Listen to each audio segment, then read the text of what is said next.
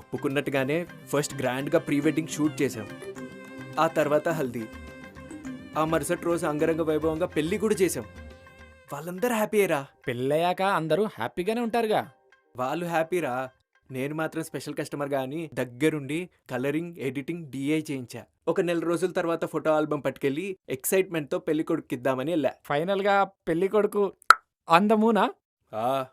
Over the moon. బాబు నీకు విషయం చెప్తాను, నువ్వే అనుకో కదా. భలేవారు అంకుల్, చెప్పండి. మాకిప్పుడు ఈ ఆల్బంతో కానీ పెళ్లితో కానీ ఎటువంటి సంబంధం లేదు. అదేంటి అంకుల్, ఇంత కష్టపడి తీసాక ఇప్పుడు అవసరం లేదంటే ఎలా? నువ్వు కష్టపడి తీసావని ఆ దరిద్రమైన దాని ఫోటోలు తెచ్చి రోజు గోడల మీద పెట్టుకొని చూడాలా అయింది? నాకేం అర్థం కావట్లేదు. మీకు అవసరం లేని ఫోటోలు నేను మాత్రం ఏం చేసుకోవాలి? ఏం చేయాలా? ఒక పని చేయి, ఆ ఫోటోలు అన్నీ తీసుకోయి ఒక్కటి కూడా లేకుండా మొత్తం తగలబెట్టాయి. దరిద్రం వదిలిపోద్ది.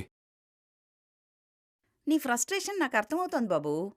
కానీ ఆ ఫోటోలు తీసుకుని డస్ట్బిన్లో పడేసుకోవడం తప్ప మాకేం ఉపయోగం లేదు. డస్ట్బిన్లో పడేయడానికి ఎందుకు మేడం ఇంత గ్రాండ్గా పెళ్లి చేసుకున్నారు? బుద్ధి గడ్డ తిని చేసుకోవాల్సి వచ్చింది. చాలా అట్లాంటి వాడని తెలియక తాళి కట్టించుకున్నా.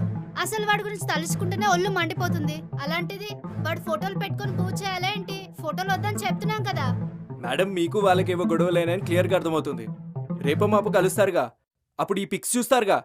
అసలు మా అమ్మాయి ఆ అబ్బాయిని వద్దనుకుని డివోర్స్ తీసుకుంటానని పర్మనెంట్గా వచ్చేసింది. ఏంటి? డివోర్సా?